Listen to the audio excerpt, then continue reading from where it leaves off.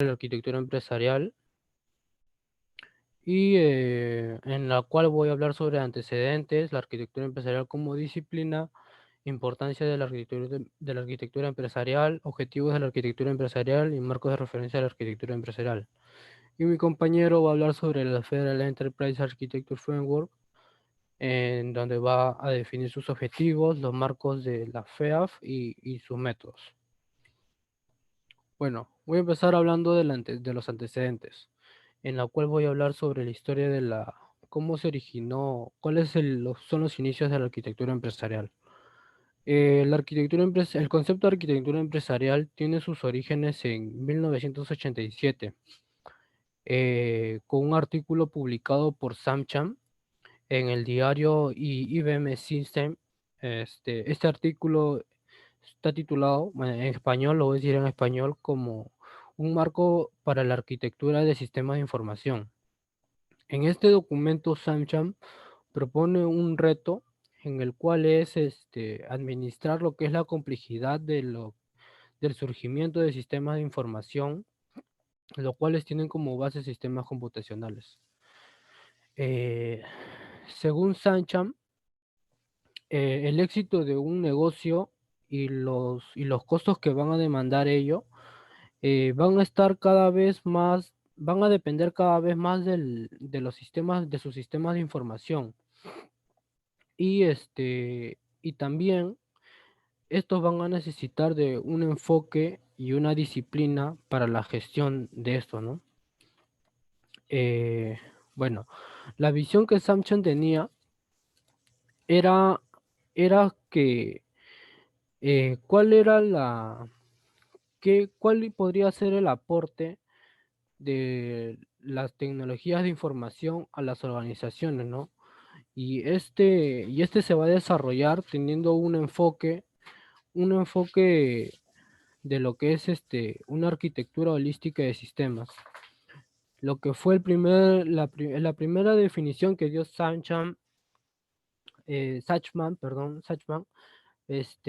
dio fue la de arquitectura de sistema de información, la cual va a ir evolucionando con el tiempo y se va a ir transformando en la arquitectura, en lo que es el concepto de arquitectura empresarial, ¿no?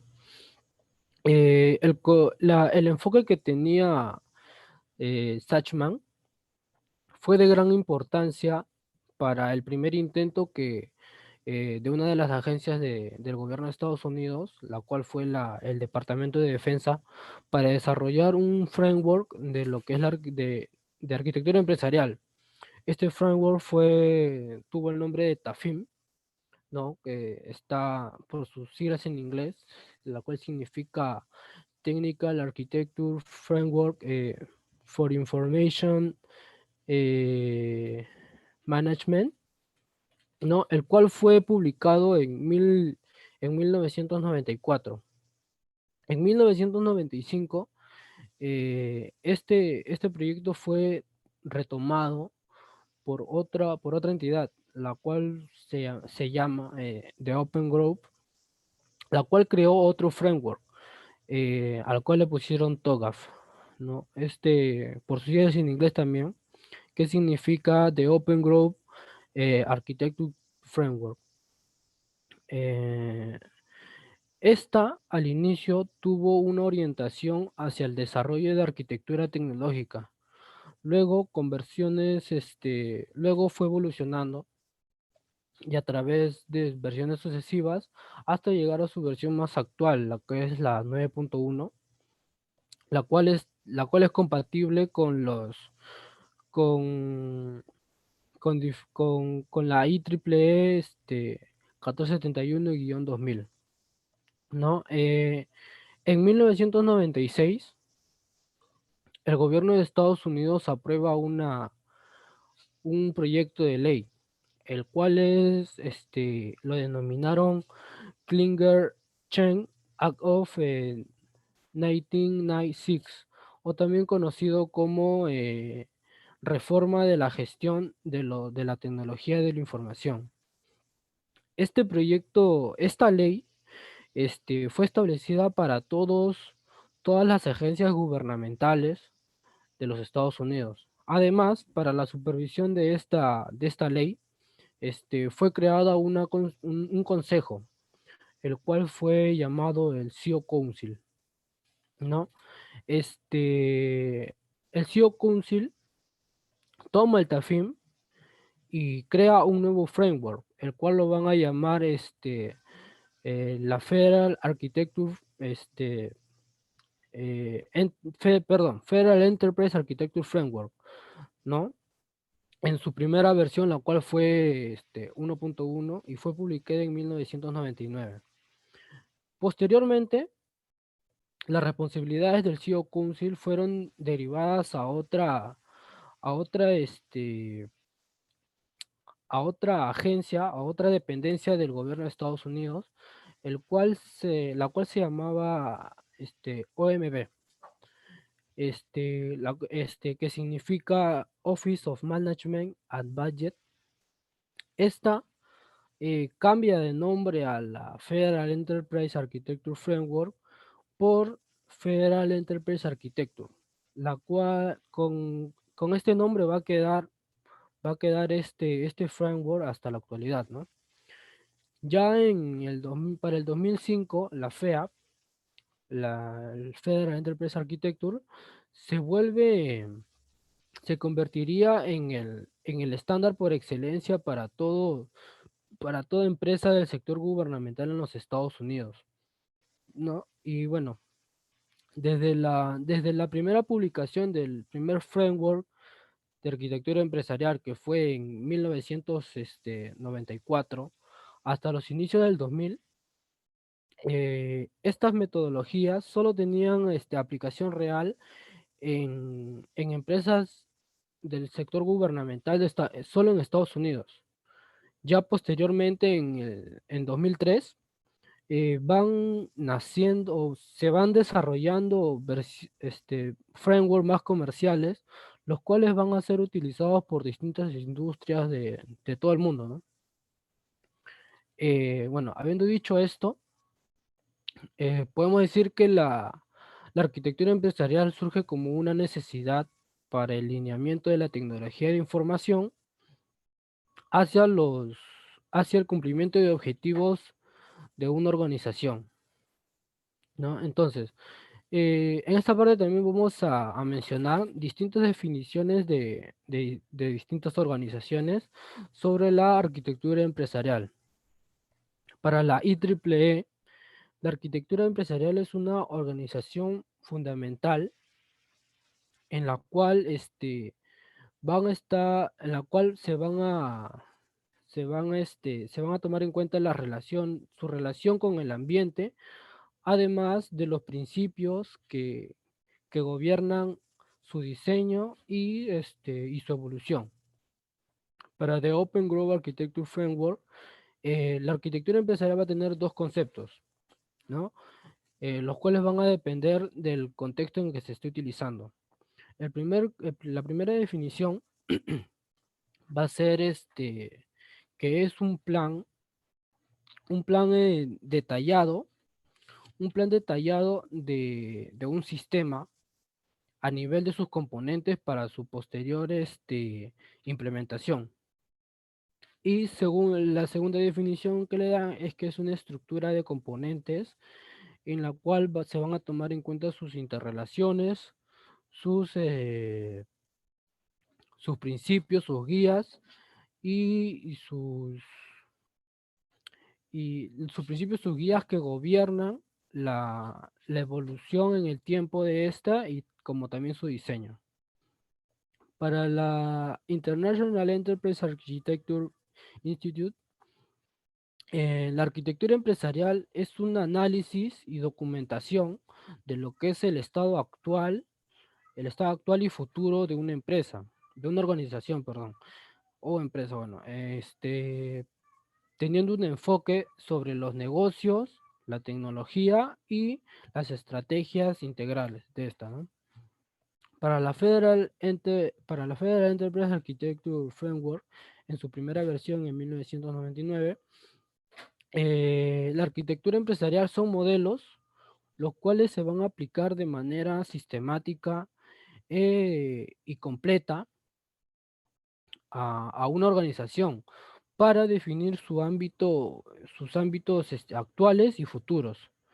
Esta implementación van a ser esenciales para la evolución y desarrollo de sistemas de información para que estos hagan más óptimo la realización de los objetivos de la empresa. Y por último, la Gartner Research, que nos dice que la arquitectura empresarial es un proceso de planeamiento estratégico, el cual va a traducir la visión y la estrategia de un negocio, de una organización, en un efectivo plan de cambio empresarial. Bueno, la arquitectura empresarial como disciplina. Acá, bueno, según Scott A. Bernard, en su libro An Introduction to Enterprise Architecture, él, él identifica que toda organización o empresa está dividida, está estructurada en tres niveles jerárquicos, los cuales los define como estrategia, el nivel de estratégico, el nivel de proceso y el nivel de sistema de información. En el nivel estratégico, la empresa va a definir lo que es sus mercados de acción, también va a definir productos o servicios que va a producir y también metas y objetivos que la empresa va a tener, ¿no? En los procesos lo que va a hacer la empresa va a instrumentar la, las operaciones de negocio para poder cumplir con las metas y objetivos que se han planteado en la parte estratégica. Esto con un fin de, de cumplir estas metas, ¿no? Y, en el nivel de sistema de información, lo que se va a hacer es dar un soporte a cada entidad que necesite de la tecnología de información, ¿no? Esta tecnología de información pueden ser bases de datos, sistemas operativos, plataformas, redes, telecomunicaciones, etc, etc, etcétera. Eh, bueno, la importancia de la arquitectura empresarial. La arquitectura empresarial como práctica organizacional y como proceso metodológico, lo que nos va a brindar es una visión del negocio, una visión de la tecnología, de desarrollo, también como la implementación, eh, las oportunidades, soluciones, el desarrollo el control de calidad de los procesos y también y también y también de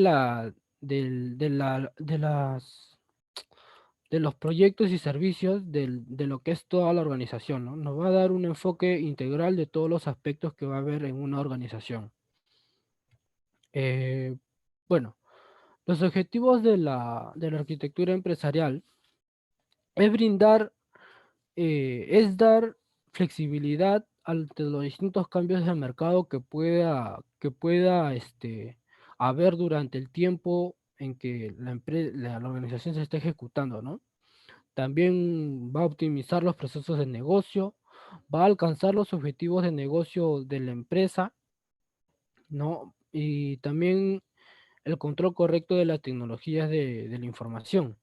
También podemos mencionar que va a impulsar el negocio a un mayor desarrollo y bueno, y controlar el riesgo operacional de la tecnología de información, ¿no? Bueno, eh, a continuación mencionaré algunos frameworks que se han desarrollado, eh, que se han desarrollado y los cuales han sido más difundidos y más utilizados en todo el mundo. En los cuales tenemos el primero, que fue el Sachs Framework. Luego tenemos al de Open Growth Architecture Framework. También tenemos la Federal Enterprise Architecture Framework, Extended Enterprise Architecture Framework y la Gartner Methodology. Eso sería todo por mi parte. Le doy paso a mi compañero Edson. Buenas tardes, profesor. Esta es la siguiente, ¿no? Bueno, la Federal Enterprise Architecture Framework fue publicada por la CIO en su versión 1.1 para el desarrollo de una arquitectura empresarial dentro de cualquier agencia federal para un sistema que trascienda múltiples fronteras institucionales. Tiene como propósito mejorar la interoperabilidad de datos dentro del gobierno de los Estados Unidos, como también tiene transforma el gobierno federal en uno centrado en los ciudadanos, orientado a los resultados y basado en el mercado. También la FEA sirve para la habilitación de nuevas tecnologías, acelera la transformación empresarial de la agencia y la mejora de toma de decisiones y gestión. Ese es el siguiente. Bueno, los objetivos para el gobierno federal aplicando la FEA será organizar información federal para todo el gobierno, para todo su gobierno, promover el intercambio de información entre organizaciones federales, ayudar a las organizaciones federales a desarrollar sus arquitecturas, eh, ayudar a sus arquitecturas, también ayudar a las organizaciones federales co- con el proceso de inversión de la TI, que sería la tecnología de información. Y por último, servir la necesidad del cliente más rápido y de manera más efectiva. El siguiente, por favor. Bueno, como vemos en la imagen, esta imagen está constituido por tres partes. El primero, que sería el cubo, que sería como la empresa, la visión actual y visión futura, y por último unos 4 puntos muy importantes que van en su entorno, que sería la entrega de servicio, la integración funcional, las referencias normativas y la optimización de recursos. Las empresas deben seguir cada punto para llegar al punto de visión futura, que cada empresa se,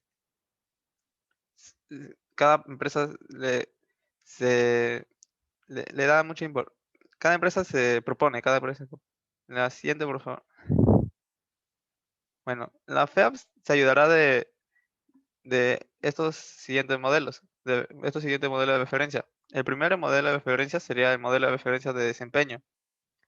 En general, les permitirá a las agencias administrar de mejor manera el negocio del gobierno en un nivel estratégico, a promover una arquitectura empresarial como medio para que una agencia pueda medir el éxito de sus inversiones en tecnología de información. El siguiente modelo será el modelo de referencia del negocio. Es un marco de referencia para facilitar la vista funcional de la línea del negocio del gobierno federal, incluyendo sus operaciones internas y los servicios para los ciudadanos, independientemente de la agencia u oficinas que lo ejecute. El siguiente modelo sería el modelo de referencia del componente de servicios. Es un marco de referencia funcional guiada por el negocio que establece un acuerdo sobre cómo apoyará el negocio y los objetivos de desempeño. Sirve para identificar y clasificar horizontalmente y verticalmente a los componentes de servicio que apoyan a las agencias federales. El siguiente modelo es el modelo de referencia de datos. Este es un marco flexible y basado en, en estándares para permitir la reutilización y el compartimiento de información a través de los distintos gobiernos federales.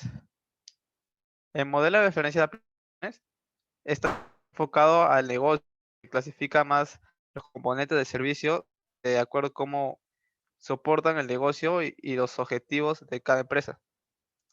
El modelo de referencia de estructura eh, categoriza los estándares y las tecnologías relacionadas con todo lo que tiene que ver con la web para respaldar y permitir la entrega de componentes y capacidades como servicios móviles, de datos y de video.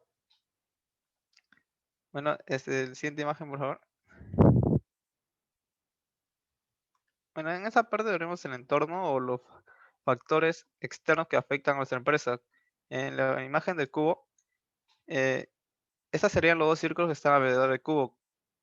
Y comenzaremos primero con la parte de la organización y planeación, que tienen los siguientes procesos. El primero sería el de identificar y validar, que consta de identificar a nuestros a nuestros patrocinados y evaluar sus necesidades. Para eso podremos formular el modelo para poder afrontar las necesidades de los involucrados y de toda la gobernanza. Investigar y apalancar. Para eso debemos investigar a los proveedores y organizaciones que implementan el servicio, que necesitan nuestros patrocinados. Sabremos los de algunas empresas que tienen y otras no. Definir y planificar. Definiremos el equipo de trabajo, también definiremos qué vamos a hacer y definiremos todo el proceso que haremos para tener una visión y resultados de nuestra empresa. Y por último, eh, empresa, sí. Y por último, el otro círculo sería el implantar y medir, que que tienen los siguientes procesos también, que serían el invertir y ejecutar, que las empresas más grandes inventan algo más innovador y luego lo van a ejecutar. Pero esto vamos a definir cómo se va a dar y cuánto nos va a costar. Y más que todo por el precio en el mercado que lo va a llevar a la venta. Tendremos que obtener los recursos y hacer validar el plan para poder ejecutarlo. Y por último, ejecutar y medir. Para esto operaremos con nuevas capacidades, nuevo personal, nuevos productos y también con nuevas tecnologías. Esto lo mediremos el desempeño de cada uno con las métricas para saber si tenemos algún riesgo o si la empresa está bien. Y así evitaremos problemas a futuro. Por último, analizaremos todos los pasos que hemos hecho y haremos una retroalimentación. Bueno, eso sería todo de mi parte.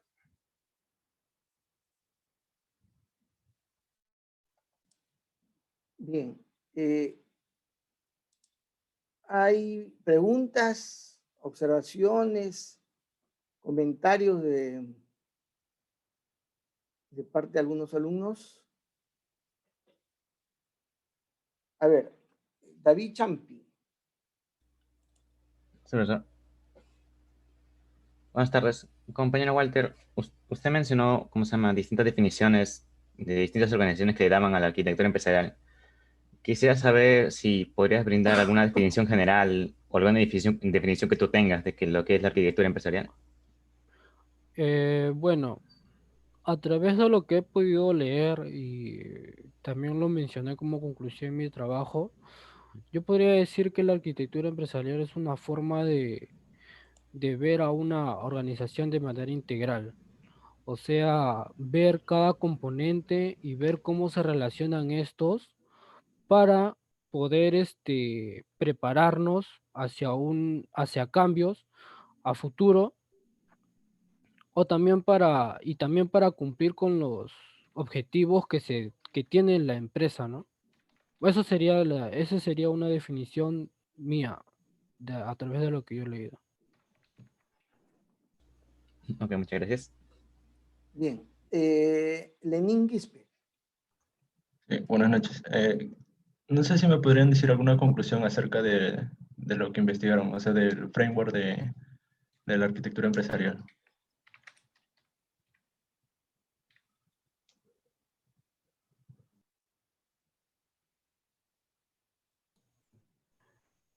Bueno, yo te voy a brindar no, o sea, no sé si, bueno, te voy a brindar una conclusión sobre lo que es la arquitectura empresarial. Nosotros podemos concluir de que a través de esta podemos tener una visión integral del sistema holística, como lo dijo Sachman en algún momento, una visión holística de un sistema y que también vamos a poder tener, y con respecto, perdón, a la FEAF, también a través de lo que he investigado con mi compañero, hemos, hemos llegado a la conclusión de que a través de esta, todas las empresas del sector gubernamental, en lo que es Estados Unidos, porque esta se aplica en Estados Unidos,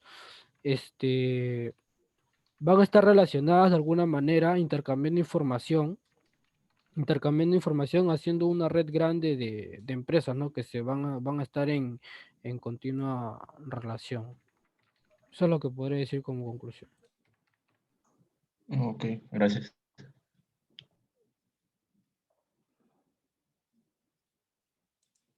Bien.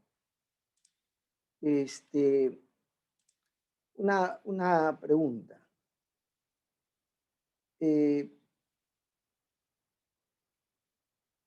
¿Por qué surge, en primero Walter, ¿no?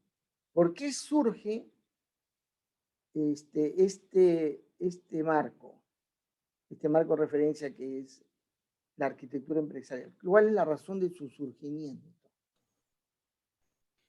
La razón del surgimiento de la arquitectura empresarial es básicamente por lo que era el surgimiento de lo que es sistemas de información, de lo que es el uso de sistemas de información en las empresas. Eso lo mencionó Sachman, perdón, que básicamente este va a ser una forma de administrar y de administrar lo que es los sistemas de información para poder llegar a los objetivos de la empresa, ¿no? Ya. Cuando se habla en FEAF de transición, ¿a qué se refiere? Exxon. Disculpe, profesor, cuando se habla de transición, Sí.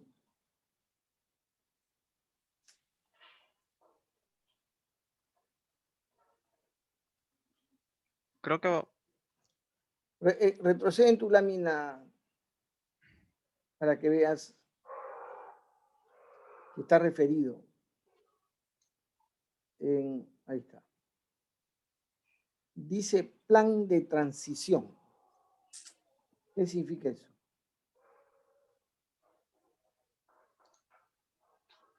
plan-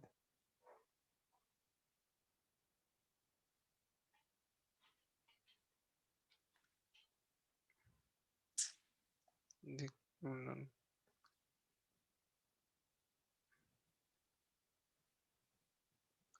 plan de transición, imagino que son la visión actual de la empresa y la visión futura que tiene, como qué se, qué se va a proponer para tal año o a futuro con lo que tiene ahora y con eso y el plan de transición, todo lo que va a llevar a cabo para llegar a lo que tiene previsto. Ya, Todo lo que implementa. ya. Walter, ¿cuál es la diferencia entre el marco de referencia de TOGAF y Gartner?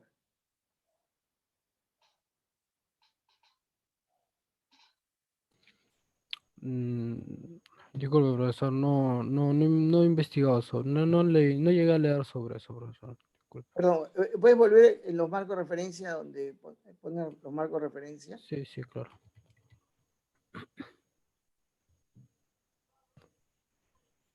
Han puesto Gartner. En todo caso, Sí, sí, está Gartner Methodology. perdón, ahí lo tienes. Sí, sí, tienes razón. Sí. Bueno, Exxon.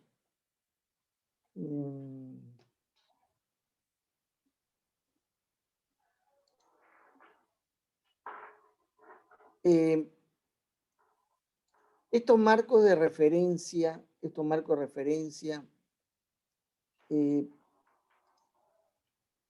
tienen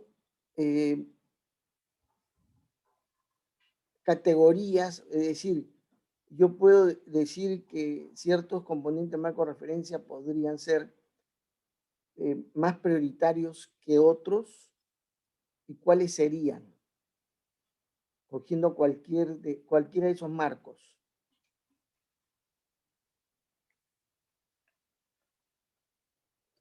No sabría responderle por eso. Ya. La última pregunta, Walter. Dime, si yo tuviera que desarrollar un sistema de información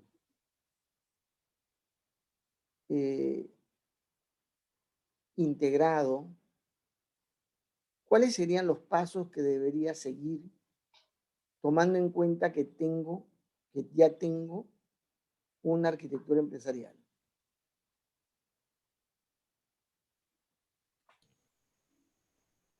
Mm, no sabría responderle, profesor, disculpe. Ya, muchas gracias. Siguiente grupo.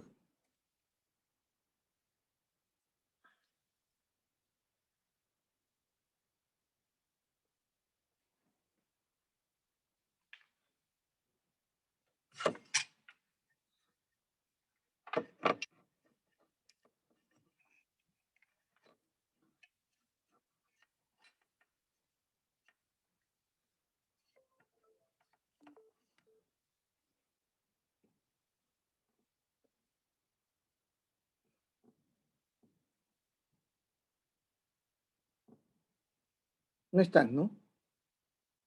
Profesor, sí, sí estamos. González, sigue. ¿Qué pasa, profesor?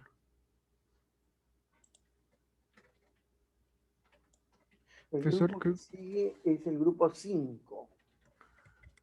Combo. González y Sánchez. sí. Ya, un momento.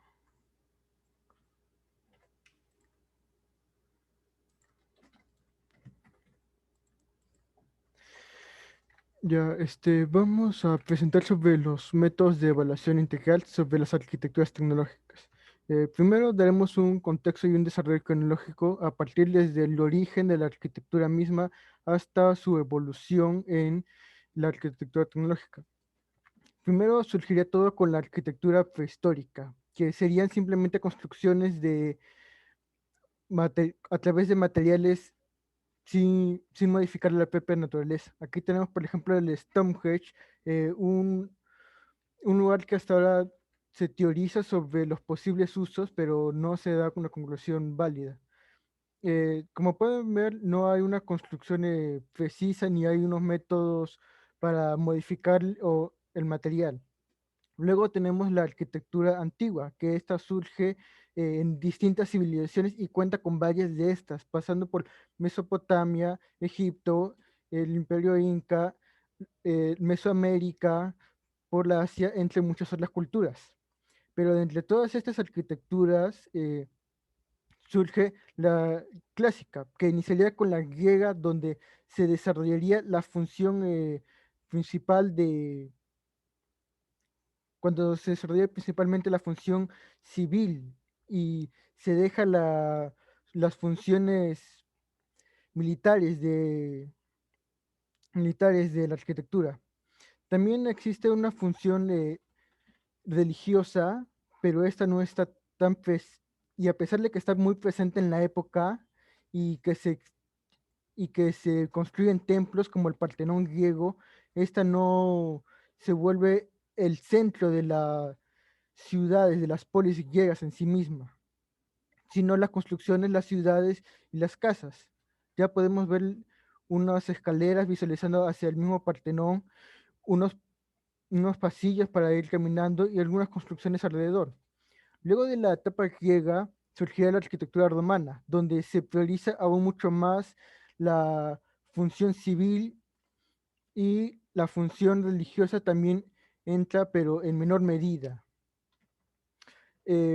Durante la arquitectura romana existió una época de expansión y hubo unas campañas militares constantes, lo que haría sospecharle que la función militar crecería, pero en realidad esta fue en aumento, porque la arquitectura militar está hecha principalmente con la situación de defensa ante posibles invasiones, por ejemplo. Luego de la arquitectura romana vendría el auge del cristianismo con la arquitectura medieval. Esta se impondría ante todas, esta se impondría mayormente en Europa y el poder papal se establecería frente a los otros poderes. Aquí ya podemos visualizar unas estructuras más complejas y complejas, divididas en tres estilos. El estilo bizantino, que estuvo presente a través de toda la época medieval, con algunas formas circulares, como por ejemplo allí vemos en el techo. Tenemos al estilo romano, que siguió presente durante los principios de esta arquitectura medieval, donde se hacía hincapié a la función civil. Pero más adelante, con, con el ascenso de la religión cristiana, la función civil primaría entre todos los demás y se impondría con el estilo gótico, donde podemos ver muchas más rectas hacia el cielo y podemos ver puntas indicando hacia el cielo en forma de querer acercarse a Dios, según se consideraban esta religión. Dentro de esta arquitectura moderna surge el desencanto primero de la religión cristiana. El poder papal empieza a perder su poder y empieza a surgir el rechazo a esto.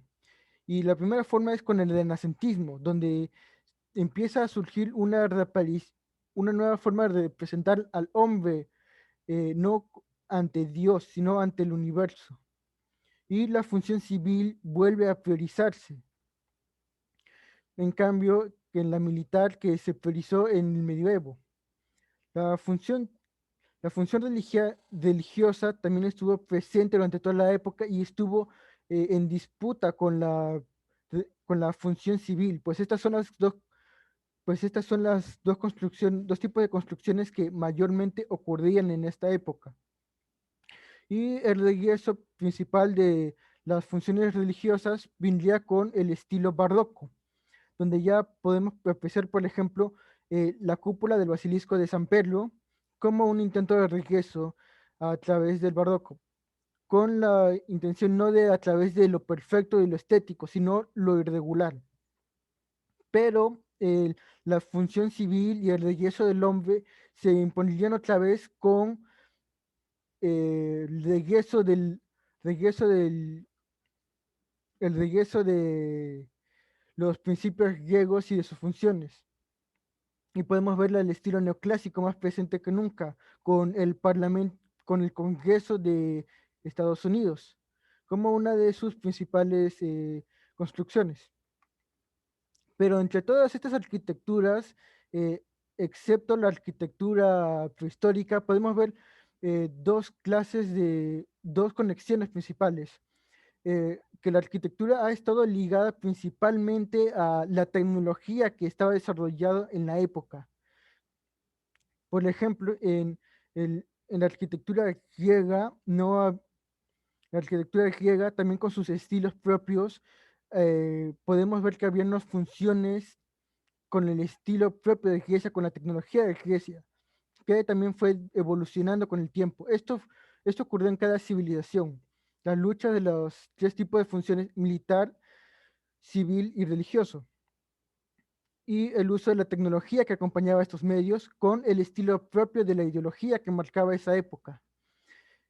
Pero surgiría el primer gran cambio en la arquitectura, ya que con la edad contemporánea, junto con la revolución industrial, surgen nuevos materiales. El metal principalmente se convierte en un nuevo material para la arquitectura. De allí tenemos a la Torre Eiffel como un principal exponente hacia el metal. A través de la primera revolución industrial surgiría hipotéticamente lo que llamaríamos la arquitectura con una función industrial que va diseñada a lugares con funciones industriales, por ejemplo, algunas empresas o algunos almacenes. Pero esto ocurriría tras un retraso, debido a que la tecnología tiene que estar sincronizada y hubo un desfase en la entrega de esta información. Y esta arquitectura empresarial no vendría sino hasta la segunda revolución industrial, donde ya estas construcciones se empiezan a popularizar más en la época. Pero la arquitectura la arquitectura tecnológica, la que vendría, surgiría principalmente de la revolución informática, ya que se empieza con el diseño y el uso del computador, con la computación y el cálculo. Originadas principalmente con la máquina de Turing, una de las primeras computadoras hechas en todo el mundo, donde ya se empezaría a desarrollar y vislumbrar las capacidades de las máquinas en general, qué es lo que pueden llegar a hacer. Y con esto, con el tiempo, se empiezan a desarrollar nuevos métodos y modelos en esta arquitectura, tecnológica. Con esta parte concluyo mi parte de la exposición. Les pasaría ahora con mi compañero Alex Rojas. Buenas noches, profesor. Buenas noches, compañeros. Soy el alumno Alex Sánchez. Y bueno, ahora pasaré a hablarles acerca del tema en sí, ¿no? Que vendría a ser los métodos o metodología de evaluación integral de arquitecturas tecnológicas. Siguiente diapositiva, por favor. Bien. Bueno, el método de análisis de compensación de arquitecturas, o ATAM, por sus siglas en inglés, ¿no? Architecture Trade-off Analysis Method. Es una metodología para evaluar arquitecturas de software, principalmente. Evalúa principalmente también la adecuación de la arquitectura de este mismo software definida con respecto a los atributos de calidad especificados para el sistema. Entiéndase por atributos de calidad a una propiedad medible de un sistema, ¿no? Que indica que también está el sistema, que el sistema satisface las necesidades requeridas por una parte interesada. Bien, surge de la unión, este método surge de la unión de tres nociones básicas, ¿no? Que es la noción de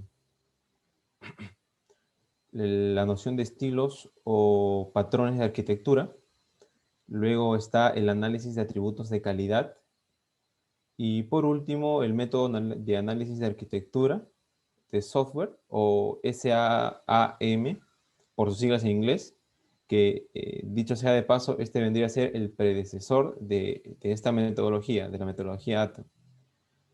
Bien, el método ATAM obtiene su nombre de la idea de que no siempre será posible cumplir con todos los atributos de calidad definidos y se deberían realizar compensaciones o trade-off, de ahí su nombre, ¿no? Para obtener el balance adecuado. Un dato interesante a mencionar es que existen también otros métodos para analizar arquitecturas, ¿no? Y que identifican atributos de calidad importantes, ¿no? Trabajando en conjunto con este método ATAM. Clarifican los requerimientos del sistema antes de que exista una arquitectura definida que puede ser evaluada con ATAM, y que si bien es cierto, estas arquitecturas que acabo de mencionar, estos métodos, aparte de ATAM que acabo de mencionar, por sí solas resultan ser más simples de aplicar, no son del todo completas.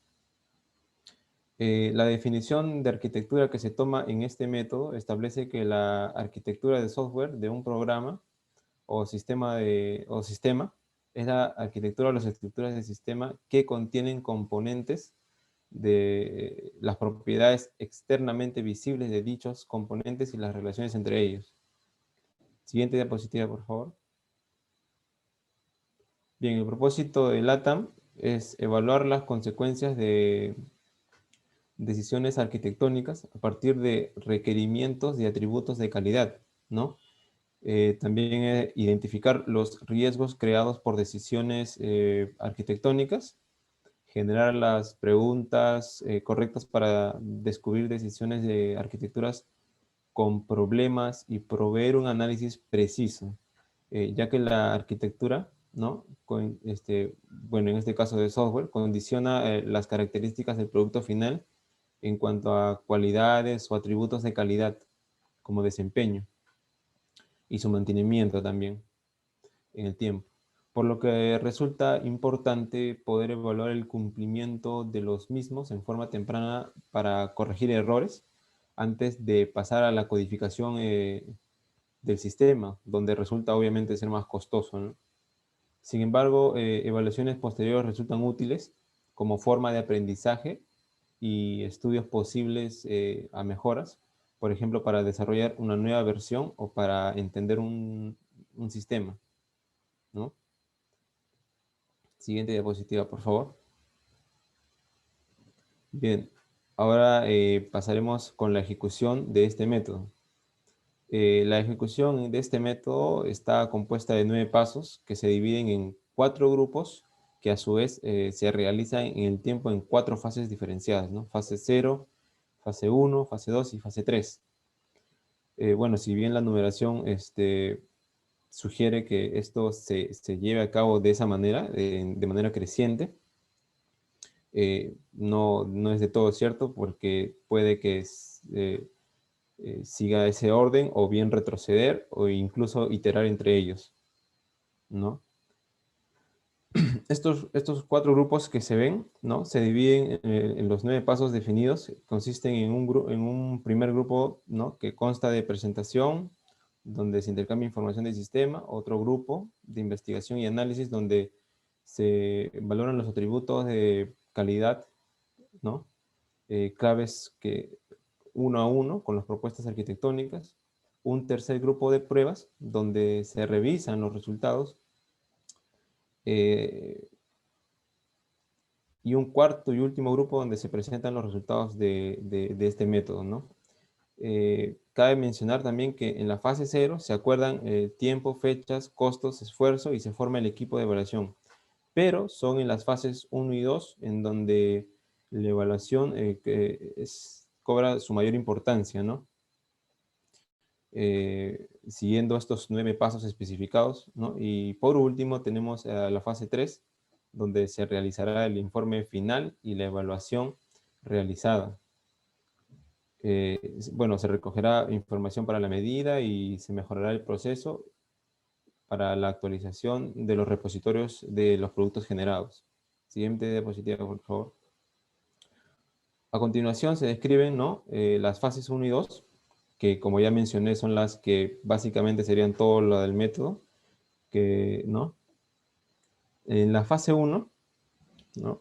Es en esta fase en la que se lleva a cabo las actividades correspondientes a los grupos de presentación, investigación y análisis. Este grupo de presentación se compone de 3 pasos.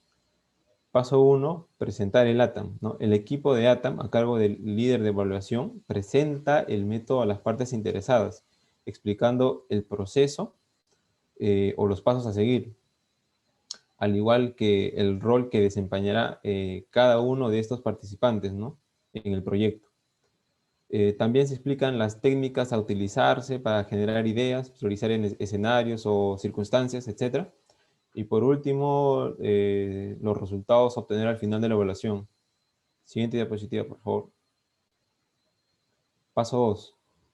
Sería presentar las pautas del negocio.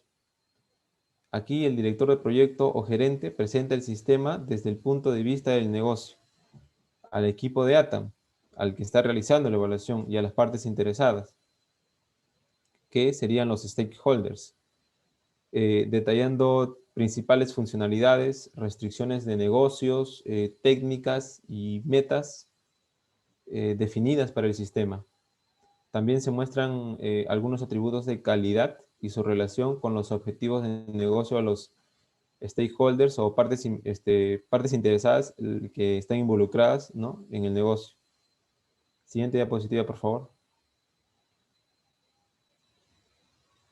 Paso 3, que sería presentar la arquitectura. El arquitecto presenta la arquitectura de software definida, incluyendo como mínimo aproximaciones y los estilos utilizados, puntos de vista, otros sistemas con los que se pueda interactuar, restricciones técnicas de software, como por ejemplo el uso de un sistema operativo, por ejemplo. El segundo grupo de investigación y análisis se compone de tres pasos también, ¿no? En los cuales están incluidos el paso 4, el paso 5 y el paso 6. En el paso 4, que es identificar las propuestas arquitectónicas, ¿no? Donde el equipo de ATAM le pide al arquitecto que identifique las propuestas arquitectónicas o estilos de arquitectura utilizados, ya que estos definirán las estructuras importantes definidas para el sistema y las características que éstas implican. Siguiente diapositiva, por favor. El paso 5 viene a ser a generar el árbol de utilidad de los atributos de calidad. Bien, se genera el árbol de utilidad donde tanto el arquitecto como también las principales partes interesadas o stakeholders, como ya mencioné, identifican, priorizan y refinan los requerimientos de atributos de calidad más importantes del sistema.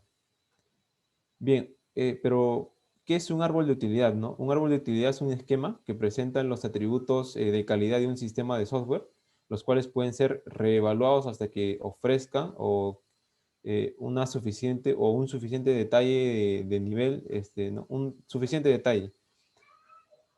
Estos árboles de utilidad ofrecen un mecanismo para traducir objetivos de negocio en escenarios de calidad.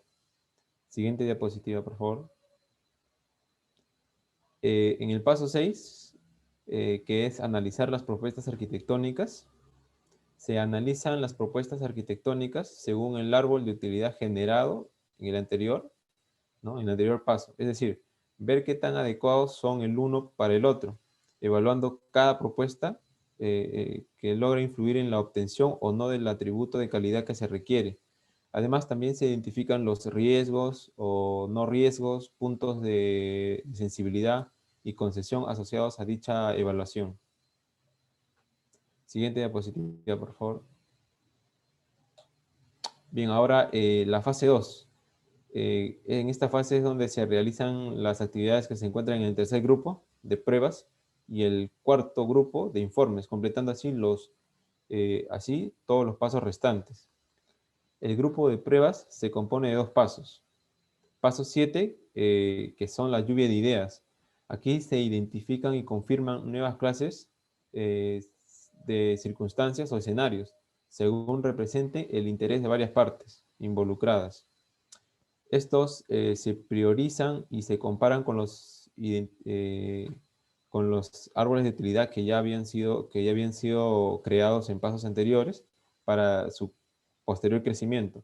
Pueden suceder 3 casos de uso: que el escenario ya se encuentre en el árbol de utilidad, que no se encuentre pero que encaje en alguna sección y se convierte en una nueva hoja o una nueva rama de este árbol, y que no se encuentre y no encaje en ninguna rama, lo que significa que no había sido considerado previamente. Siguiente diapositiva, por favor. El paso 8, que es analizar las propuestas arquitectónicas. En el octavo paso, se realiza lo mismo que en el sexto y el séptimo paso, pero para el nuevo árbol de utilidad, ya con todos los escenarios incluidos. En este ciclo este ciclo se va a repetir hasta no obtener más escenarios. Y finalmente, el grupo de informes se compone de un solo paso, que es el paso 9, presentar los resultados. Finalmente, en el 9º paso, el equipo de ATAM presenta los resultados a las partes interesadas y entrega la documentación correspondiente a las salidas del equipo de evaluación, al ATAM, ¿no? Documentos de propuestas arquitectónicas, conjunto de escenarios priorizados, conjunto de preguntas basadas en los atributos, el árbol de utilidad que se hizo, ¿no? Y que se mejoró, los riesgos descubiertos, los no riesgos también que tendrían que ser documentados, los puntos de sensibilidad y las concesiones encontradas o los trade-offs, ¿no? Más la relación entre los riesgos encontrados y su impacto en las pausas de negocios definidas. Bien. Siguiente diapositiva, por favor. Ahora pasaré a mencionar los beneficios de esta evaluación, ¿no? Que serían, ¿no?, la organizada interacción que se establece entre los actores, que son el arquitecto del sistema y los equipos de evaluación. también nos ofrecería toda la documentación arquitectónica que genera el proceso de evaluación, ¿no? Nos ayudaría a preparar la documentación y a entender bien la solución, ¿no? También identifica errores arquitecturales antes de la construcción del sistema para evitar mayores riesgos y así evitar pérdidas. Asegura la incorporación de escenarios para la validación de la arquitectura. También nos ayuda a un desarrollo de una arquitectura más general y flexible. Siguiente diapositiva, por favor. En la aplicación de la metodología, la metodología ATAM, bueno, su objetivo básicamente es evaluar la herramienta de definición y generar modelos de proceso que puedan resultar adecuados para su posible transferencia a la industria, de tal manera que se puedan adaptar a las necesidades particulares de cada negocio. Bien, este método ATAM se incluyó por ejemplo, en el temario de la asignatura electiva de quinto año en la carrera de taller de arquitectura de software en la Universidad de la República de Uruguay, ¿no? Por lo que también se utiliza para desarrollar también prototipos de aplicaciones en el marco de proyectos. A futuro se piensa incluir una adaptación de este método, ¿no?, en las actividades de las disciplinas en las que se busca asegurar la calidad de un proceso, ¿no?, que realizar una evaluación de la arquitectura de software, defina antes de que sea implementada, ¿no?, para que pueda ser útil a la sociedad. Y bueno, eso sería todo por nuestro grupo. Muchas gracias. Bien, ¿hay preguntas?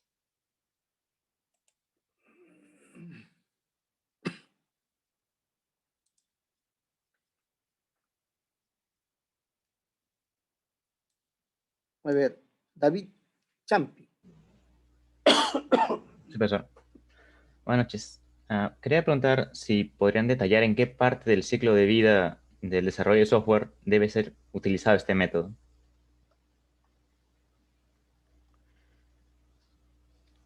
¿Cómo, disculpe? ¿Cómo?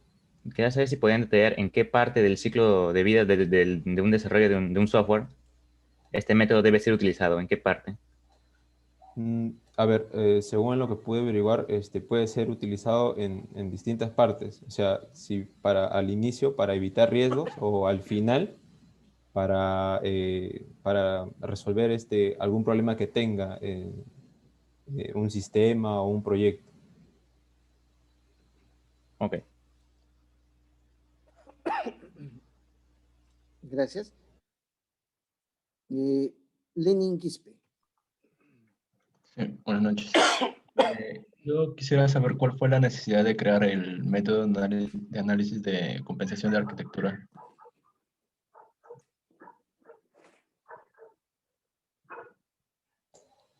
Al método de análisis de compensación. Ah, ya. Ajá, el ATAM. ¿Cuál fue su, cómo disculpa? ¿Cuál fue su? ¿Cuál fue la necesidad de crearlo? A ver, sí, al igual que muchas otras, otros métodos de evaluación, básicamente para mejorar la evaluación misma, ¿no? Porque como se puede observar, la tecnología avanza, entonces obviamente todas las evaluaciones, los métodos tienen que igual ponerse acorde a ellos, ¿no? Entonces esto surge como ya mencioné, surge como una unión de dos métodos que por sí solas no eran suficientes. Ok, muchas gracias. Walter Bautista. Sí, yo les quisiera preguntar con qué fin, o sea, cómo se podría relacionar la primera parte de la exposición del compañero González y la segunda del compañero Sánchez. O sea, con qué fin describieron la arquitectura antigua y ahora esta, con este método. No sé. Principalmente para explicar cuál es la línea evolutiva que dio origen hacia la arquitectura tecnológica misma. La arquitectura surge con la construcción de los edificios, de las casas, por ejemplo, en sí mismos. Y desde allí se partió hasta la misma arquitectura tecnológica. Pero allí hay miles de años de desarrollo, un hueco de tiempo que pensamos que se necesitaría explicar, porque la arquitectura inicialmente plantea de simples movimientos de algunas cosas, el Stonehenge son simples piedras ordenadas, pero ahora la arquitectura actual ya no se basa solo en la construcción de edificios, también tenemos la arquitectura empresarial que antes expuso, tenemos la arquitectura no solo enfocada en la construcción de tipos de edificios, por eso. Ok, muchas gracias. Bien, yo tengo varias preguntas. Ustedes cuando escuchan, perdón, primero Daryl, cuando escuchas arquitecturas tecnológicas, ¿qué se te viene a la cabeza? El desarrollo el diseño de arquitecturas relacionadas a la tecnología, a la infraestructura tecnológica, al software, al hardware, entre otros. Ya. Aparte de software y hardware, ¿hay otros? Sí, pero ahora no lo recuerdo, disculpe. Bueno, ¿y por qué ustedes han trabajado este antiguo método ATAM? ¿Por qué? ¿Cuál es? ¿Por qué crees que sirve para la evaluación tecnológica? Alex, la pregunta es para Alex. A ver, profesor, básicamente porque dentro de todos los, de todos los métodos que hemos encontrado, este era el que suponíamos que tendría más, era más completo, era el que más información tenía también. Y básicamente eso, profesor.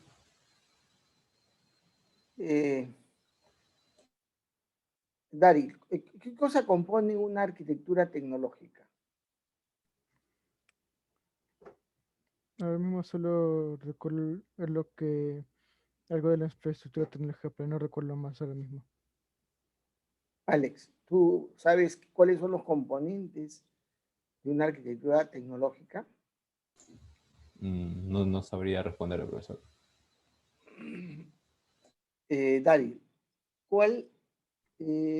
¿a qué se refiere con planeamiento de las capacidades o capacity planning?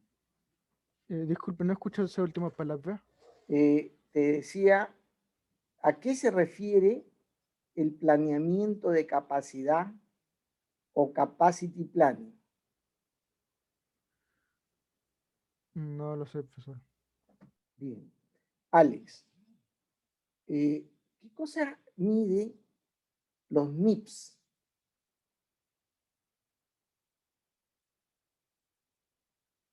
No, no sabría responderle sobre eso, profesor.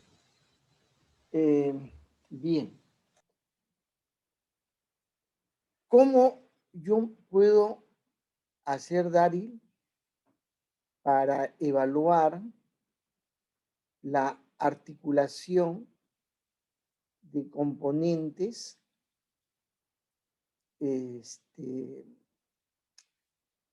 digamos que tienen diversas procedencias tecnológicas o fabricantes tecnológicos? ¿Cómo yo mido la integración de diversas diversos componentes tecnológicos que proceden de diferentes proveedores tecnológicos? ¿Cómo lo hago? Supongo que a través de la evaluación de hardware.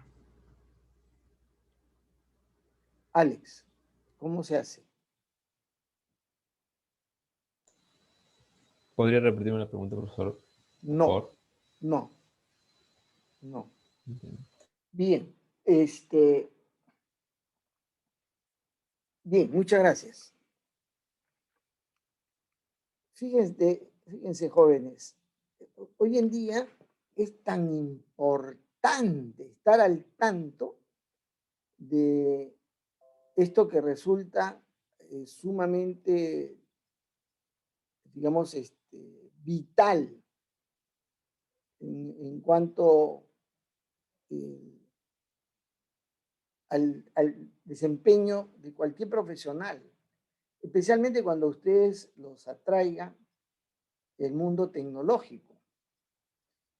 Entonces, un aspecto fundamental es saber qué cosa es esto, a qué se le llama arquitectura tecnológica, cómo se evalúan en forma integral, porque digamos la ingeniería de sistemas aborda la definición, la gestión, las propuestas, digamos, de soluciones integradas. Entonces, bueno, es un tema que, digamos, había que explorar un poco más, hace un tiempo explorar un poco más. Digamos, si uno no, si acaso tienen ustedes la circunstancia de entrar a una institución que tiene cierto desarrollo, digamos, en términos de servicios digitales, no queda otra. Estés en el área que estés, saber de qué base tecnológica tiene. O sea, cuáles son el soporte tecnológico. Y normalmente uno se interesa qué capacidad tiene. ¿A qué se refiere esas capacidades? Antes uno medía de una manera no sistémica el soporte tecnológico. Y decía, yo tengo tantas computadoras, de tantas, digamos, de tal tipo de procesadores, tanto de tal tipo, tanto de tal otro, etcétera, tantas computadoras con tanta memoria, ¿no? Así se daba, uno preguntaba sobre tu capacidad tecnológica. Ahora ya no. Ahora se habla de capacity planning, que se mide en la forma como es que puede responder a requerimientos completos. Y entonces eso hay que saber cómo evaluar. Porque yo, si estoy en un lugar donde tengo que hacer una propuesta, yo digo, uy, voy a implementar tal cosa, ¿qué capacidad tengo? ¿Me va a soportar esa capacidad? ¿O qué capacidad necesito para entregarle a los técnicos a fin de que me provean de dichas capacidades? Entonces, se debe tener una idea, digamos, aceptable de qué se trata. Ahora, la evaluación de software tiene marcos mucho más interesantes, importantes, sobre todo para el aseguramiento del buen desarrollo de software o del software seguro, se le llama, que es el OWASP, en la que no se trata, o sea, meramente de considerar ideas sueltas y decir qué es lo que se necesita, qué se va a hacer. No, no. Esas consideraciones ya se absorbe con el enfoque ciclo de vida. Incluso ATAM ya se ha actualizado en función del ciclo de vida, ante la pregunta que se hizo respecto a en qué momento evalúo. Antes esa evaluación era tenía que establecerse claramente el marco sobre el cual se hace una evaluación de software. ¿Ya? Pero normalmente era ¿no? Post implementación se evalúa el software.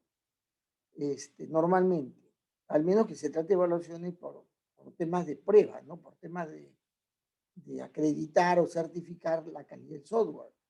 Entonces ahí hay otros métodos que se utilizan, muchos métodos. ¿No? Pero digamos ahora hay un enfoque ciclo de vida. Quiere decir que en diferentes estadios de desarrollo yo tengo que considerar aspectos que deben haberse constituido en cada etapa del ciclo de vida. Y yo verifico, ¿no? O valido, verificar y validar. Pero de eso no se trata, pues eso, digamos, la gente está más preocupada cómo el soporte tecnológico te da la capacidad de atender, por ejemplo, a toda la población peruana respecto digamos, la identificación y la ubicación de las personas. ¿Quién lo va a hacer? La PCM. Si la PCM lo hace, ¿tendrá la capacidad para registrar toda la información de RENIEC, la información de SUNAT, la información de bancos, la información de las empresas que tienen la ubicación de personas? ¿Y podrá cargarse eso? ¿Podrá funcionar bien? Se evalúan capacidades, no se toma meramente una decisión a ciegas. En todo caso, se toma una decisión a ciegas, luego ya viene, oye, ahora tengo que montarlo sobre algo. Entonces, este tema es sumamente importante. En la búsqueda de un entendimiento de capacidades, en el entorno en el que nos encontramos,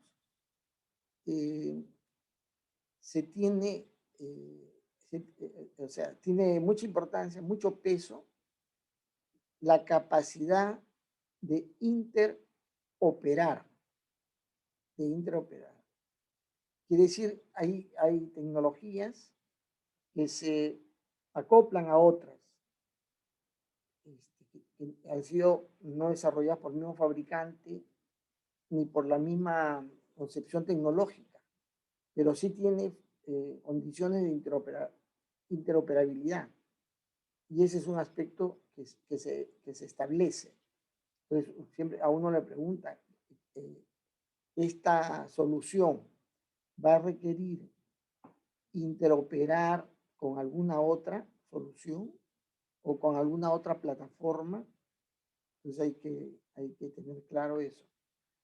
Ahora, en una reunión que he tenido, se ha estado hablando de la capacidad de integrar información de diversas entidades del Estado.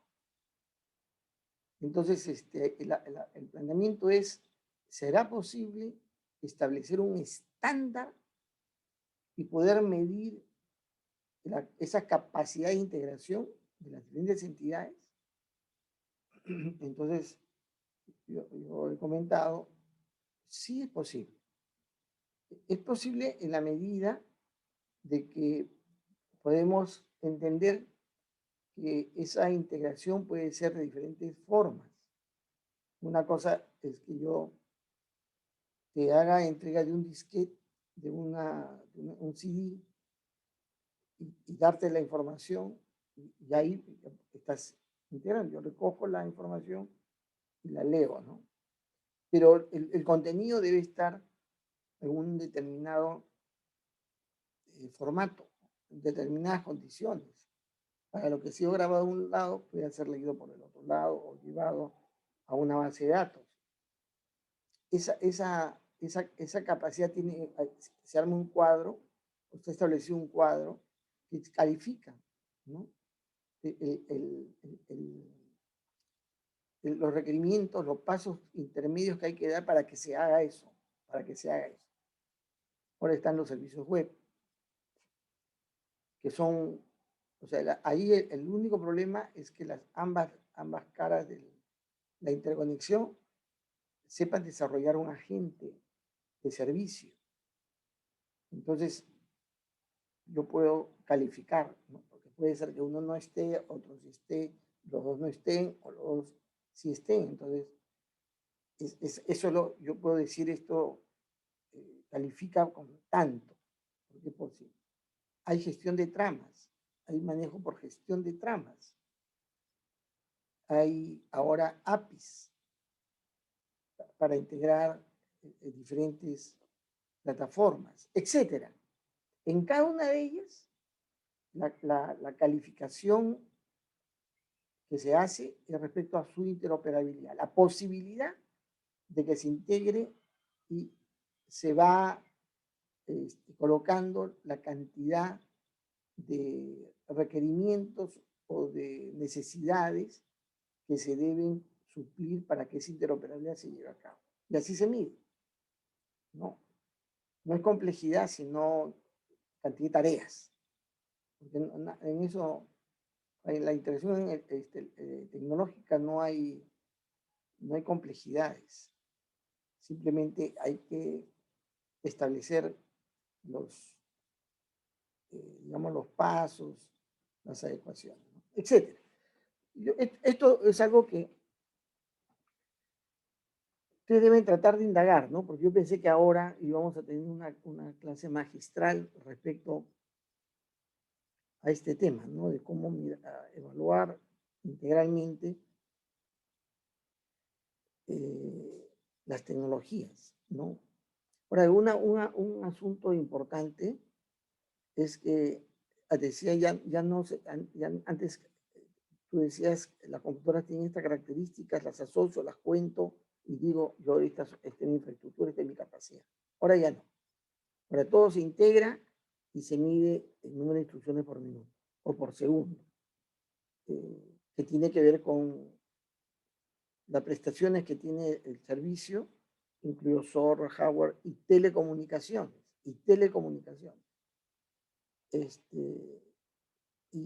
Acá hay un tema importante porque dos procesadores, o sea, una infraestructura que tiene dos procesadores del mismo nivel, de diferentes marcas, que tienen el registro en almacenamiento o en memoria, con las mismas características, ¿no? Con dos fabricantes diferentes.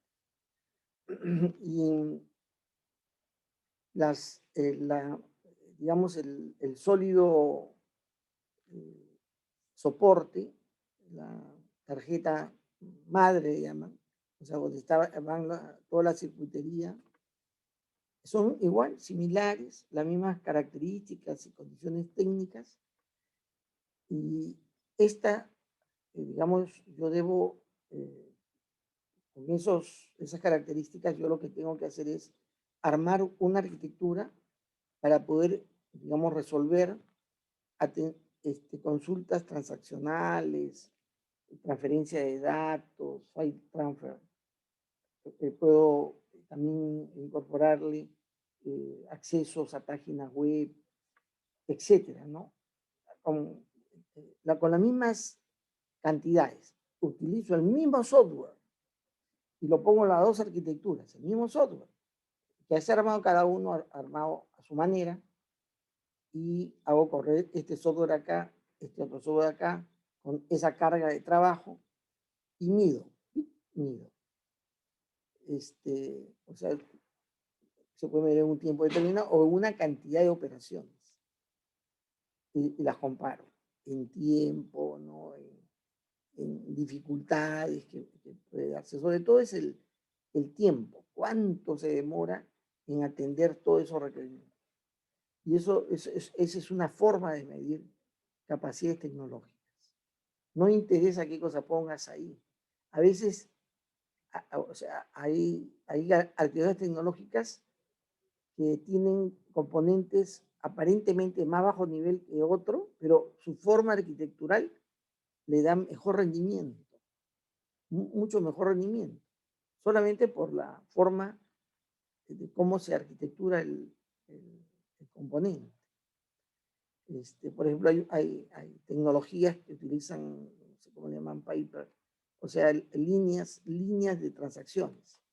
Entonces es como si hubiera dentro varios procesores, pero en general hay, corre una instrucción, apenas la instrucción está corriendo, ya la otra, con el mismo procesador, se empieza a ejecutar.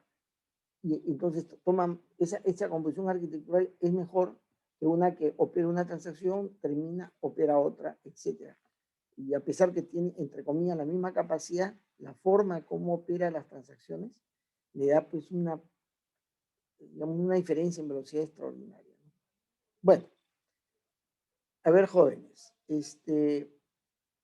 bueno, ahora ha sido muy rápido, No sé si ustedes tienen alguna pregunta que hacer.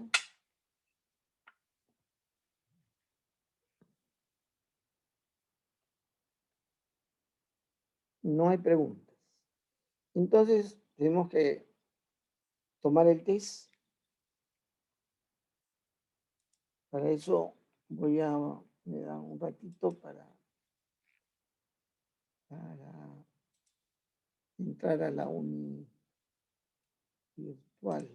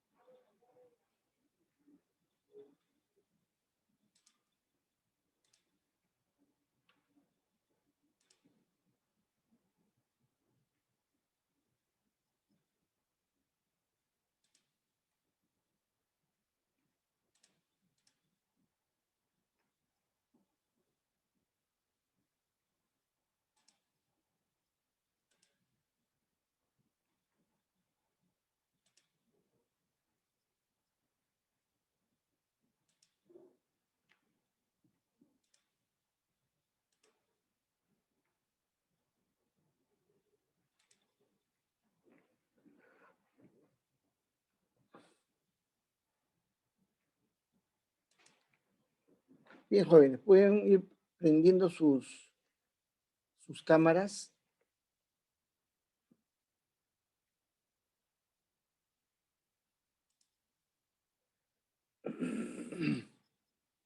Y sus micrófonos.